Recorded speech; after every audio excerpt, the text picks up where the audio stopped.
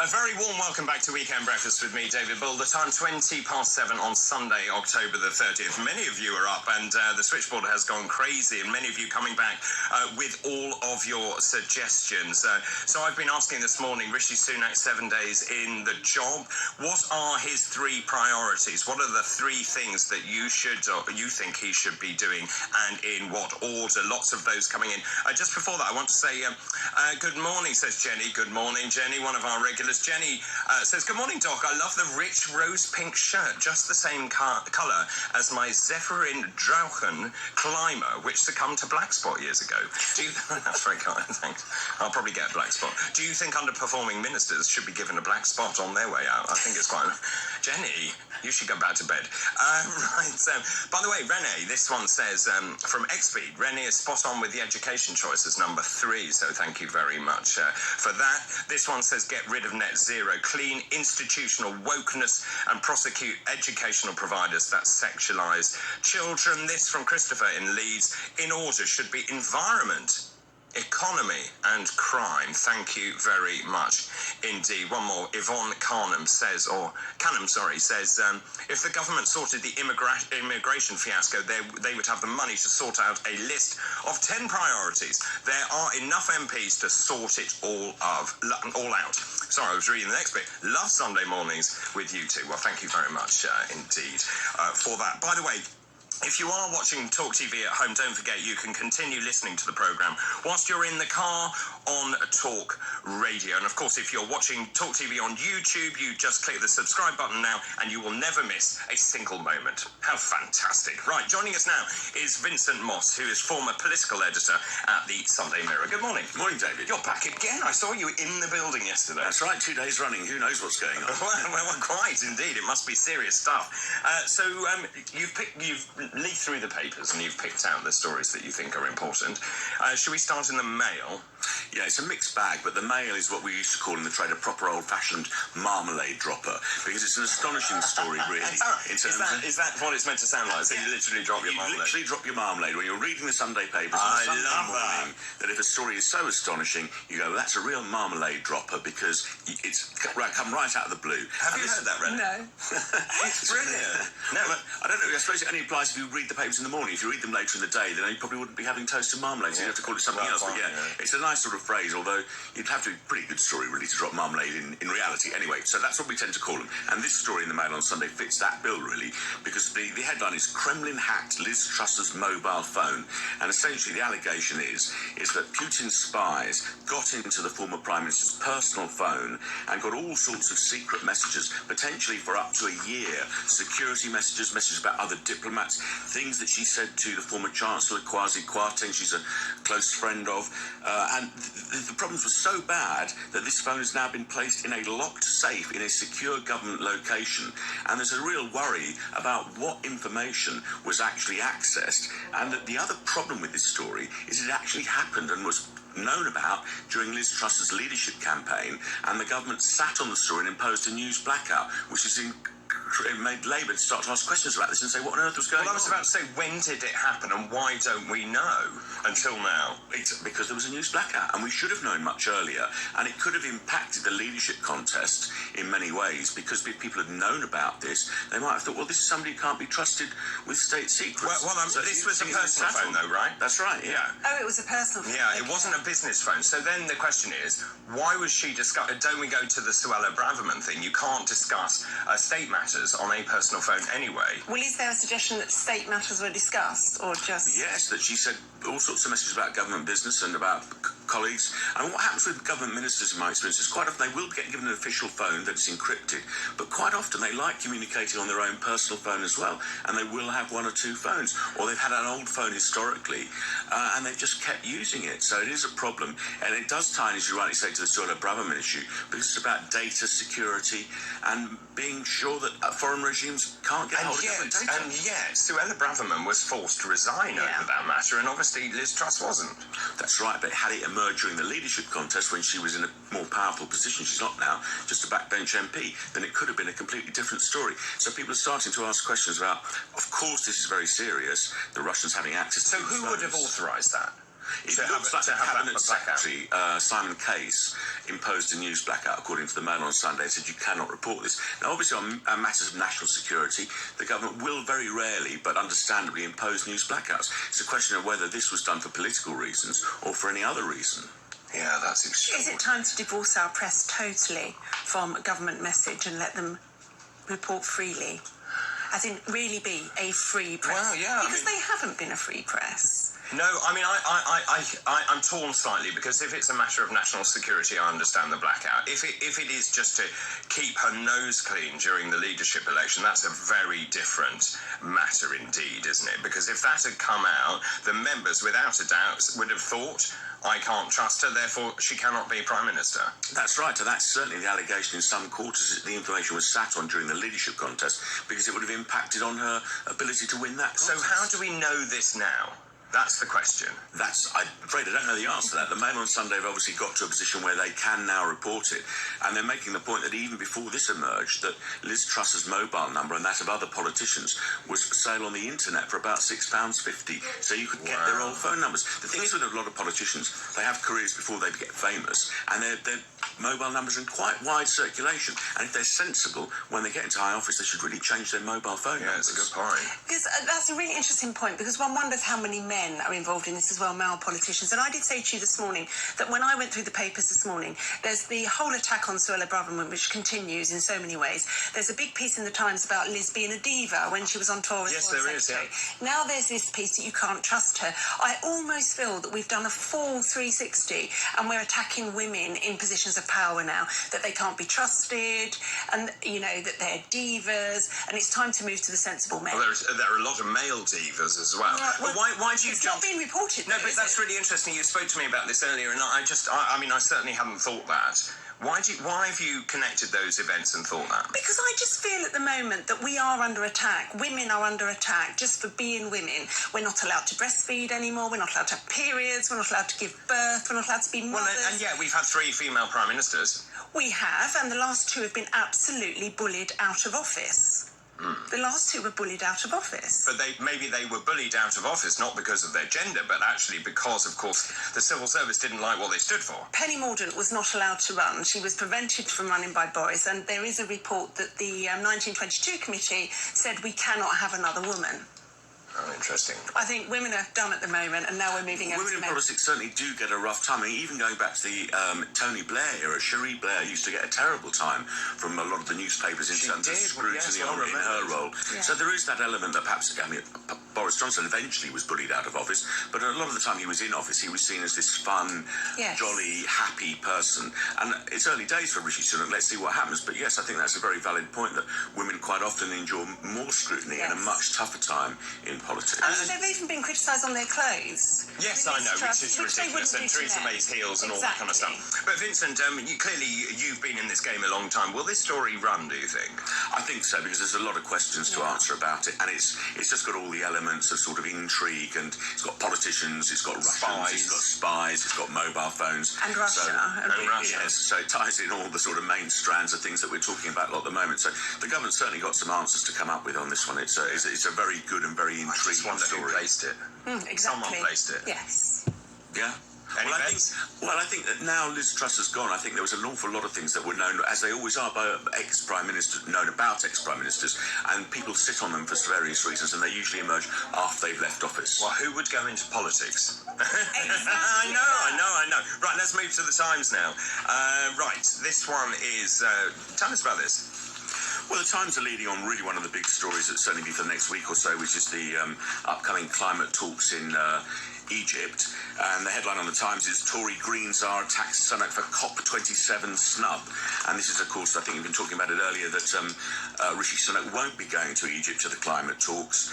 And Alok Sharma, who was our climate czar and chaired the COP26 talks last year in Glasgow, is saying that really he's pretty disappointed the Prime Minister's not going. I understand he's got a huge in tray, but I would say that going to COP for for engagement with world leaders is important, and it's a signal about UK commitment on the issue. And he makes the point that because Australia didn't really engage, the Australian Conservatives didn't engage probably with climate change, it cost them at the polls, and he's warning that the British Conservative Party could make the same mistake if they don't pay a bit more heed to climate change. Well, it's really interesting. I spoke about this yesterday, of course, when Caroline Lucas then asked him if they were going to resume fracking in this country under his premiership. Of course, I thought he was blindsided, and he essentially turned around and said no. Now, what's behind this? Is it because he believes that this is a distraction from actually what he should be doing, and there are, are a myriad of problems, or is there something else behind it, do you think? I think there's a couple of things. I think, one, he's rightly under pressure to concentrate on the domestic agenda. The cost of living crisis and jetting off to Egypt would be seen as not as big a priority as dealing with stuff that's going on at home. Also, he's a very new Prime Minister, as you were saying earlier. He's only been in for a week. So he needs to really think about what he wants to do on net zero, climate change, and because the Conservative Party have got very different views on this element of the Conservative. Some, we're told now, Boris Johnson may be going to these talks, so he's obviously a fan. Others in the Conservative Party, far less of a fan. So he's trying to unite the party, and this is an issue which the party are quite divided on. So it's probably sensible to sit back, think about what he wants to do on climate change and what he's going to do in terms of extra taxes in this area, or maybe not extra taxes in this area, and just focus on domestic priorities, which are energy and bills and mortgage bills. Renee? I think he's also reading the room a little bit in terms of the country, and I think he realises that whilst when people are stopped in the street and get asked, is the environment important to you, in a very leading way, they say yes, of course, but actually when it comes down to whether they can pay their rent or their mortgage or feed their kids, no, the climate and net zero is not important to them. And I think he's going to note that immigration, climate are vote winners or losers, and my sister who lives in Australia says that's absolute tosh about the Conservatives losing because of climate, because the Australians are very wedded to their 4x4s and petrol and their outdoor lifestyle. Interesting. Okay, so that will run and run, but my personal feeling, I saw it and I thought, good, actually, he needs to focus on the domestic agenda. Actually, let's have energy security, and also in terms of people's the money. We're seeing inflation skyrocket. We're seeing the prices of food in shops. I mean, I am absolutely gobsmacked every time I go into a supermarket at the prices. People are shopping differently, and quite frankly, I don't think people want to pay green levies. They really don't, and I think actually he's being bullied by Alok Sharma, Boris Johnson. That's a deliberate move because he'll get lots of press because it's Boris Johnson. And now the King, who won't be going to COP, is going to hold a dinner party, in all words, for 200 climate scientists. Now, they won't be climate scientists telling him that actually it's a natural phenomenon. It's a natural phenomenon. It really won't be. No. It will be climate scientists telling him that the world will end next week. And as we know, every time they tell us the world will end or the polar ice caps will melt, it doesn't happen. Very interesting. Okay, let's move to your next one, if we can. That is the Telegraph. And Sunak to stamp out woke policing. Yes, Sunday Telegraph main story. The Prime Minister now wants police forces across the country to concentrate on proper crime, as he would see it, and not what he calls the woke agenda. So he's looking in particular at the success of forces like Greater Manchester, where they've had huge success in terms of arrest rates going up and response times to answering 999 calls being much, much quicker. And this is because the sort of chief of constable there, Stephen Watson, has sort of, if you like, chimed in with this popular view that it's not about chasing people on Twitter for bad jokes, as the Telegraph puts it, but actually focusing on real crime. And I'm sure this will strike a chord with so many people, because people are sort of really fed up with the sort of low arrest rates and low conviction rates for such a range of serious crimes, that it's an issue that the Prime Minister's rightly focusing on, saying it's going to be one of his key priorities. And it's a question of whether they can roll out the success of what this Chief Constable's done in Greater Manchester to other forces. I mean, a lot of it, at the end of the day, comes down to money and resources, like so many other things. So we'll see. But I mean, it's a sound idea, but whether it actually works in practice. Yeah, I said earlier that Stephen Watson obviously who took over as Greater Manchester Police Chief Constable. I mean, what he's done is extraordinary. He's turned around that force amazingly. I was talking about the figures, the 999 calls answered from 1 minute 22 down to 22 seconds, arrests up 60%. That's what people want to see. They want to see police on the streets, don't they? Absolutely, it's astonishing. I mean, he's been really successful there. Just need to see more of that. I mean, I know we can be a bit London-centric here because it's a London-based show and I live in South London, but you don't see enough police out there. And also, when people get burgled, they just get given a crime number and nothing else. That's what I said. I can't actually remember the last time I saw a bobby on the beat. I can, in central London. Okay. Yeah. Maybe I don't. But certainly not outside London. I haven't seen one at all. And of course, you see, many of my friends who are police officers are really frustrated because they spend their time dealing with ridiculous things, protesters, don't start me on that, Just Stop Oil, etc. And of course, paperwork. And that's all they ever want to do. But they're police officers who want to be out and about on the streets, and they're not allowed to under the current system. And that's all got to stop, hasn't it? Right, let's move on to your next one. So this is quite interesting, by the way. My feeling is that Sunak actually has had 7 days. I think he has a honeymoon period. If he can show that actually he is taking tough measures, particularly on crime we've just heard about, immigration will be the big one, I think, just going forward. And cost of living is going to be difficult to do. And they are also going to announce some other policies, I think, this week. But actually, he knows he is losing currently. So is in this honeymoon period, can he turn the public's opinion towards them? It's possible.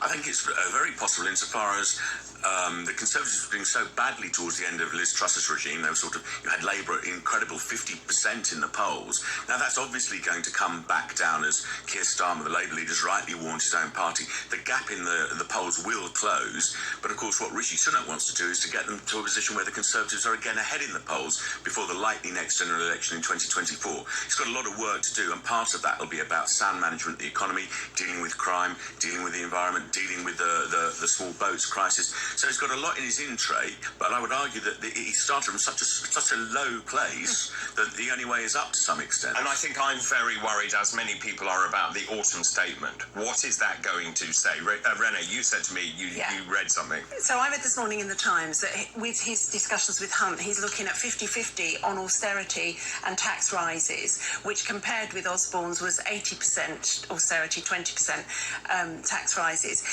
They're going to freeze the tax thresholds again for another 2 years. So fiscal drag, we'll all be dragged into another one? Drag so many people into poverty at the bottom of that, and the rest of us into paying more and more. I think he's not in for a happy 2 years. There's no way. People don't want more of their money going when everything they're having to spend it on is going up. Yeah, absolutely right. And of course he's got other problems, hasn't he? He's got all of the unions demanding more pay, and I understand that, with inflation running at 9.9 or 10%.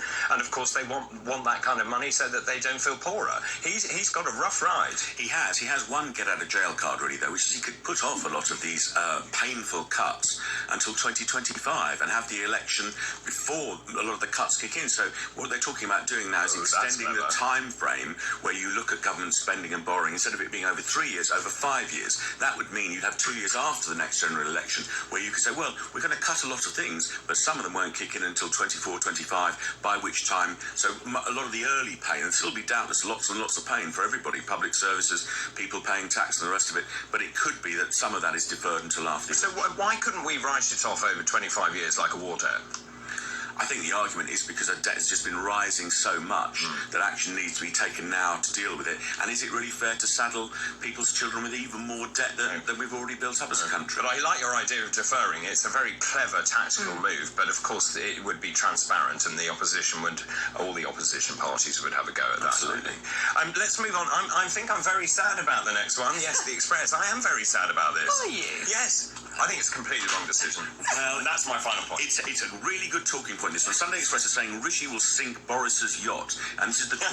Great headline. It is a good headline, and it gets Boris in the headline, which always sells more newspapers. Now this is talking about the royal yacht, and the Express headline says it's just a vanity project. Now this is something certain papers, Telegraph in particular, have always campaigned on, saying we must have a royal yacht. It's good for Britain's soft power overseas. Yeah. It will be great. It will help us do wonders on trade and export. The problem is, though, at the end of the day, it will cost £250 million, and there's an argument at the moment that there's a lot better ways of spending it. But there's nothing in the scale of government spending. But we can't keep saying that. Just as if Royal Yacht goes around and actually secures trade deals around the world, which is the purpose of it, and actually hosts events for those world leaders and so on, I think it's really important. We're a maritime power. I think we should have it. Can we not hire a yacht in the countries where we want to host parties? No, it needs to be a base. What about the landlocked countries? It's not going to be much good in Central Africa. Stop putting holes in my argument. I like it. Do you like it? Let me know. 0344 499 1000. Text the word talking your message to 87222. Tweet us at TalkTV. Should we have a royal yacht? I feel very passionate. You want to go on that yacht, don't you? Well, there is that, but of course I do. Right, okay, and the Telegraph. Telegraph, aliens. Well, I think this is a rather strange one, another good one for a Sunday, really, because it's completely off the agenda, or off the planet, literally. I just dropped my marmalade. Exactly, it's another marmalade drop. Very good, yes. And this is a story saying that talking to aliens would put us in our place. And this is scientists at Jodrell Bank Centre for Astrophysics. They're saying that if they are aliens out there, it would be like ants talking to humans, because they'd be so far advanced and ahead of us that we wouldn't be able to communicate with them because we're too stupid. So, and this is going to be the subject of a BBC programme called First Contact, an alien encounter investigates what might happen if we did meet aliens. And the broad thesis is we'd probably be too thick to talk to them. But what's that based on? Why do we always assume that aliens will be more intelligent than us? It's a good point. They could. Well, we've always assumed that when you see the sci-fi movies, we can somehow talk to them, and in reality, they could be out there. We just can't communicate with them. They could be looking at us now, thinking those little ants down there. You know, I mean, they're never going to be able to talk to us. So it's an interesting theory, isn't it, about if aliens do exist, would we be able to talk to them? And this thesis is no, we wouldn't, because we're just not smart enough. And where did that come from? And this is from Professor Michael Garrett, who's the director of Jodrell Bank Centre for Astrophysics. And he says, we've got it in our head that, you know, we'd be clever enough to talk to them, but it's a bit like ants trying to communicate with humans. We've got, and another scientist says, I bet we're like ants. We've got inflated egos about our ability to think. It's so interesting. I was so captivated by this as a child. So here's a question for you then. If an alien came down now, sat next to you and said, look, David, I can take you to my planet, and you can meet everyone, but you can never come back. No. You wouldn't go? No. Okay. Nor would I. Would you? But I know people who would. Go. I know Oh, people do who you? would, Really? Yeah. And not even though they couldn't come back? Yeah. I think they'd probably go and hope to come back, wouldn't they? Well, it was a question posed to me many years ago by someone I know who would go, because they said they would have to. How could you not? I think if the aliens Too many unknowns. You probably wouldn't get a choice, would you? I don't think they seem to be, you know, I think you probably have to do what you were told. I mean, it might be a great fun party, but it might not. I mean, you know, it's a bit of a gamble. It's difficult, isn't it? It's Yeah. a And very- I'm not a gambler, so no, I wouldn't go. I like educated gambling. Better the life you know. Well, I think that's right. I mean, it's fascinating. Children are fascinated by this, and also just the size of the solar system and indeed the universe. And we can't just be the only life forms. No, we can't be. We just can't be.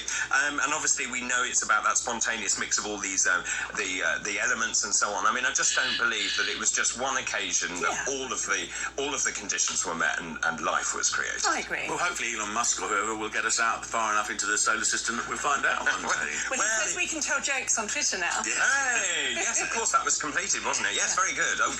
Yes, you were very unhappy with Twitter, weren't you? Or you liked Twitter? I can't remember. No, I do use Twitter a lot, but I'm very unhappy by the silencing and the lack of debate. But that's going.